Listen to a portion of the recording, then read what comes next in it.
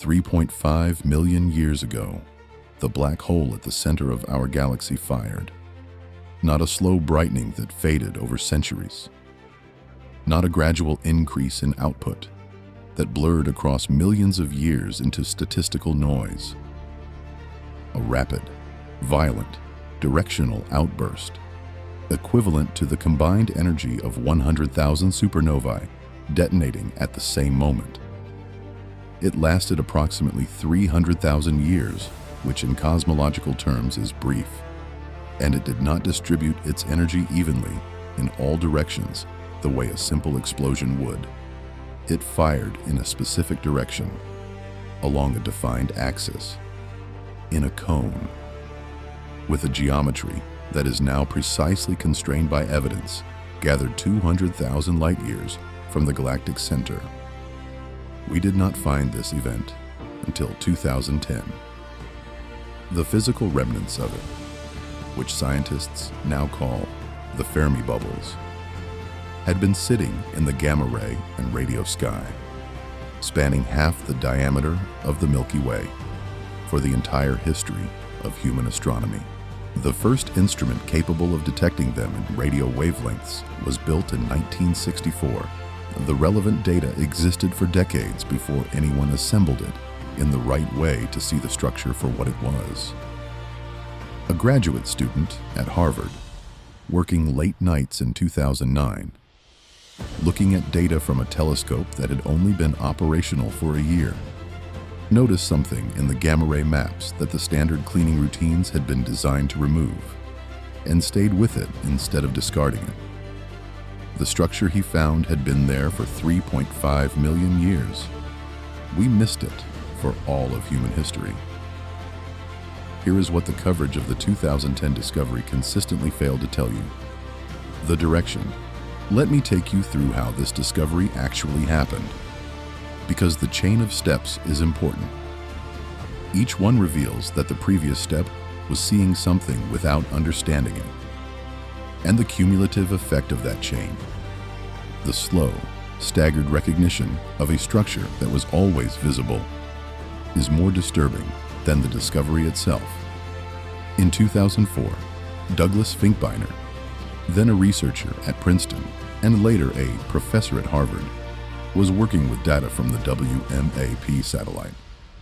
WMAP, the Wilkinson Microwave Anisotropy Probe, was designed to map the cosmic microwave background, the faint afterglow of the Big Bang. While doing this, it was also picking up foreground microwave emission from our own galaxy. Finkbeiner, combing through this data, noticed an anomaly, a diffuse haze of microwave emission centered on the galactic center that did not fit any known foreground source. It was real. It was not noise, and he could not explain it. His published description of the anomaly, it just confuses everything. He filed it, published it as a curiosity, moved on. In 2008, NASA launched the Fermi Gamma Ray Space Telescope. Within its first year of operation, the telescope was producing the most detailed full-sky gamma ray maps ever made. A graduate student in Finkbeiner's group at Harvard, a young man named Meng Su, was working through those maps. The standard data processing pipeline was designed to subtract foreground emission to reveal the extragalactic gamma ray sky underneath. The subtraction process was removing something. Su noticed it. He did not accept that it was noise. He worked through nights he later described as sleepless, reprocessing the data without the standard subtractions, looking at the raw emission from the direction of the galactic center. And what he saw was a structure, two enormous lobes of gamma ray emission, one rising above the galactic plane and one descending below it, each extending approximately 25,000 light-years from the galactic center. They had sharp, clean edges, not the gradual, diffuse boundaries of background emission, but the precise shock boundaries you would expect from a directed outflow with a specific origin point. A specific launch time? and a specific geometry. They were symmetric. They were connected at their base to Sagittarius A star, and they had been sitting in the gamma-ray sky since before the first human being ever looked up at the night sky. In November 2010, the paper was published in the Astrophysical Journal. Meng Su, Tracy Slatier, and Douglas Finkbeiner announced the Fermi Bubbles to the world, a structure spanning 50,000 light-years, half the diameter of the Milky Way. Discovered by a graduate student who refused to accept that what he was seeing in the data was supposed to be removed. The discovery immediately produced two urgent questions. What caused this? And when exactly did it happen? The Magellanic Stream is a long, diffuse ribbon of hydrogen gas that trails behind the large and small Magellanic Clouds, the two nearest satellite galaxies to the Milky Way, as they orbit our galaxy in their own wide elliptical path. The stream extends approximately 200,000 light-years from the galactic center. It is not a dramatic structure. It is simply gas, slowly being stripped from the Magellanic Clouds by the gravitational tidal forces of the Milky Way and left trailing behind them, like debris from a moving vehicle. In 2013, a team led by Joss Bland-Hawthorn at the University of Sydney began studying the ionization state of the hydrogen in this stream. Ionized hydrogen, hydrogen whose electrons have been stripped away by energetic radiation, emits light at very specific wavelengths. By measuring these emission lines, Bland-Hawthorn's team could determine how much ionizing radiation the gas in the stream had been exposed to. What they found in the trailing portion of the Magellanic Stream, the section that was facing the galactic center at the time of the hypothesized outburst, was a level of ionization that required an extraordinary amount of radiation. The energy needed to produce that level of ionization at a distance of 200,000 light-years from the galactic center, at least 50 electron volts per photon. There is no known stellar source capable of delivering radiation that intense across that distance. There is only one plausible explanation: an energetic outburst from Sagittarius A star, occurring approximately 3.5 million years ago, with an output near the Eddington luminosity, the theoretical maximum sustained output of a black hole of its mass. Now here is the geometric proof. The Magellanic Stream has two sections: the trailing arm, which at the time of the outburst was facing the galactic center, and the leading arm, which was on the opposite side of the Magellanic Clouds, geometrically shielded from the galactic center by the bulk of the Magellanic Cloud system itself. If the outburst was isotropic, if it distributed energy equally in all directions like a simple explosion, both sections of the stream should show similar levels of ionization. If the outburst was directional, a cone, an axis, a beam, then the shielded leading arm should show significantly less ionization than the exposed trailing stream. The leading arm is not ionized. The measurement is unambiguous. The outburst was directional. This is the geometric proof. The Fermi bubble event was not a spherical explosion. It was a directed outflow. A cone fired along a specific axis with an opening angle of approximately 60 degrees, tilted approximately 15 degrees from the south galactic pole. The axis of the cone has been determined from the ionization geometry of gas 200,000 light-years away. Joss Bland-Hawthorn described the Seifert flare as a lighthouse, a directed beam sweeping through the surrounding medium as it rotated. And in follow-up work, he stated something that deserved far more coverage than it received. It is plausible that one explosion took place 10 million years ago, and the jet is now arriving in our direction.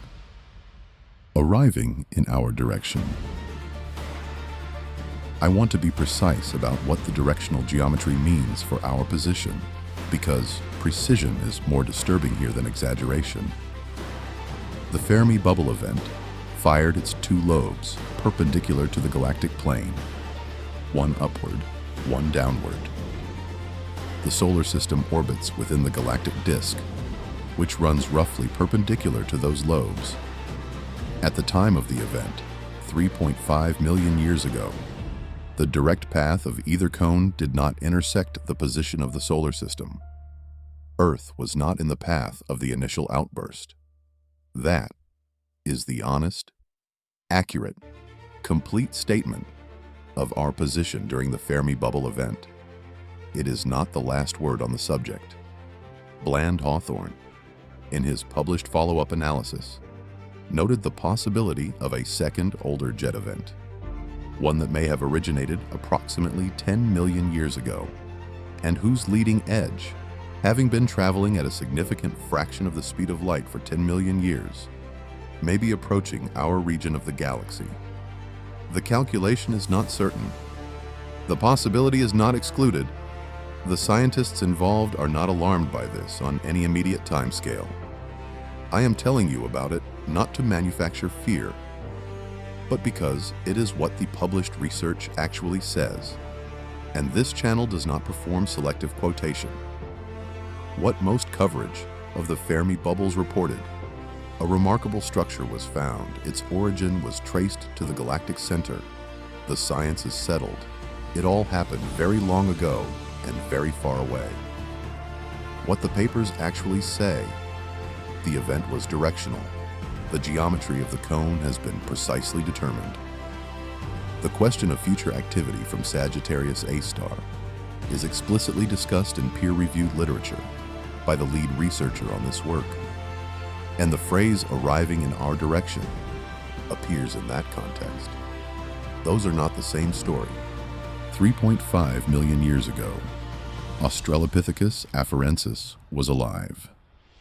This species, your direct ancestor or close to it, had been walking upright for between 1 and 2 million years at the time the Seyfert flare began. The most famous individual of this species, found in Ethiopia in 1974, was given the name Lucy by her discoverers.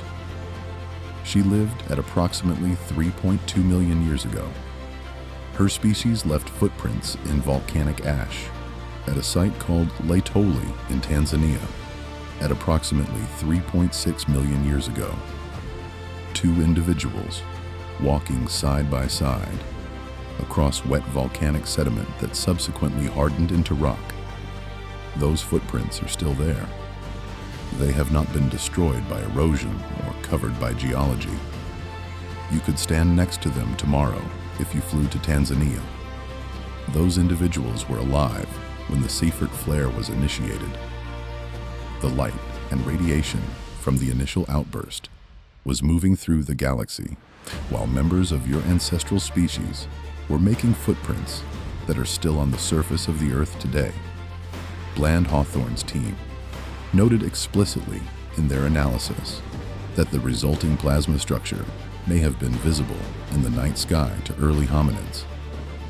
A vast, glowing structure that would have persisted for tens of thousands of years in the pre-dawn or post-sunset sky. 3.5 million years is not the deep past of geology. It is the recent past of the human lineage. The Fermi bubbles are the physical remnants of an event that happened within the lifetime of the species that eventually produced you. We found those remnants in 2010. They had been waiting, measurable, visible in the right wavelengths for the entire span of human civilization, and we walked past them for all of that time without understanding what we were seeing.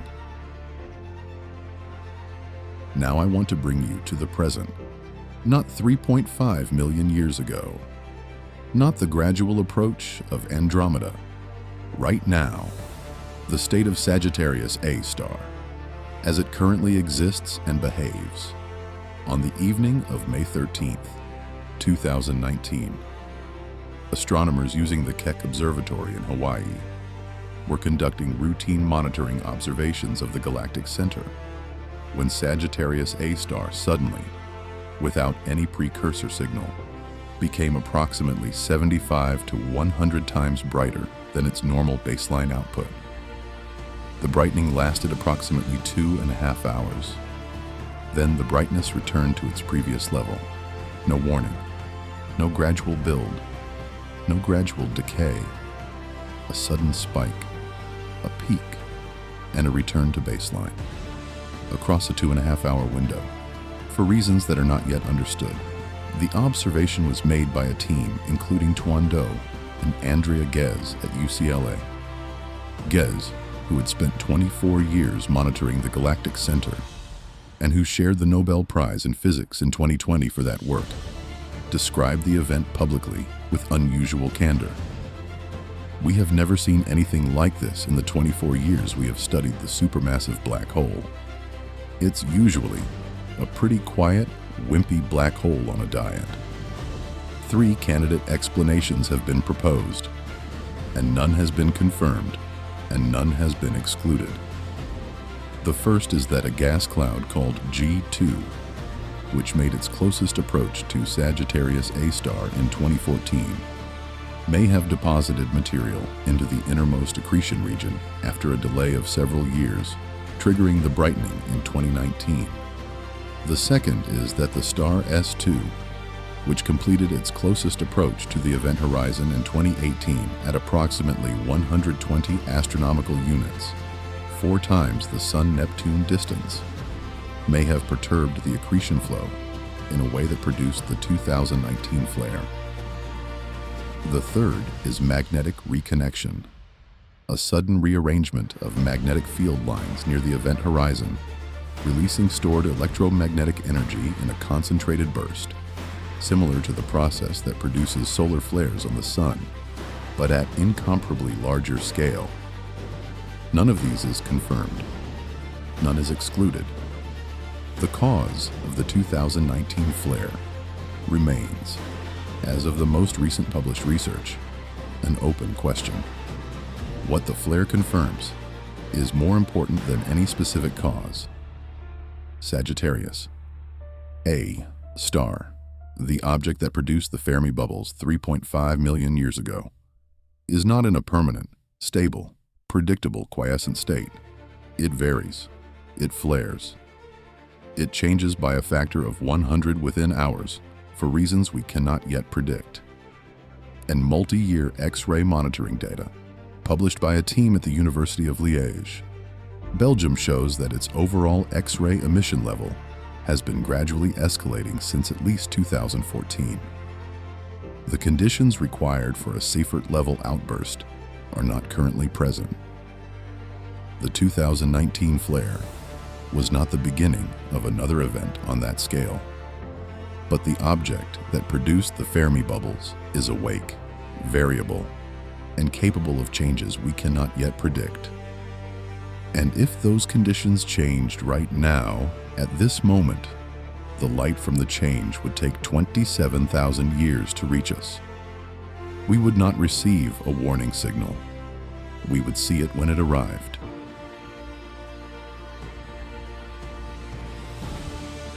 Here's the question I want to hold in the comments. The 27,000 light-year distance between Earth and Sagittarius A star is the number that most coverage of this subject uses as a reassurance. It is very far away. It cannot hurt us. The distance is safety, but 27,000 light years is also the amount of time, in years, that any signal from Sagittarius A star would take to reach us. If something began happening there right now, we would not see it for 27,000 years, which means that everything we currently observe about Sagittarius A star, its quiescence, its occasional flares, its 2019 spike, is a description of what it was doing 27,000 years ago. The Sagittarius A star that exists at this actual moment is invisible to us. Does the 27,000 light-year distance feel like safety to you? Or does it feel like the time between the event and the news of it? Leave your honest answer in the comments. I want to know how people are sitting with this. The Fermi Bubbles were found in 2010. They are the physical remnant of an event 3.5 million years old. The event was directional. The geometry of the direction has been precisely determined from evidence gathered 200,000 light years away. The ancestors of your species were alive when the event began. The event may have been visible to them as a glowing structure in the night sky. The object that produced the Fermi Bubbles is not dormant. It produced an unexplained brightening by a factor of 100 in 2019. Its X-ray emission has been gradually escalating for at least a decade. The cause of the 2019 flare is unknown. We would not receive advance warning of a change in its state. We would see it when the light arrived. Every claim in this episode is sourced from peer-reviewed research. The Fermi Bubbles are real and confirmed. The Magellanic stream ionization proof is published in the Astrophysical journal. The 2019 flare is documented in the Nature astronomy literature. The Bland-Hawthorn geometric analysis and the jet arrival possibility are from his published work. Nothing has been embellished because the truth, as stated in the papers, requires no embellishment. If this is the version of astrophysics content you want, the unembellished one, subscribe. The next episode is the star. There is a specific named star that has been orbiting the black hole we have been describing for the past 2 episodes. Scientists have tracked it continuously since 1992. Its orbit won the Nobel Prize. And the detail about that star that the Nobel Prize coverage did not explain is the most counterintuitive scientific fact I have encountered in building this channel. It fired once. We found the evidence 3.5 million years later. We still don't know what triggered the 2019 flare,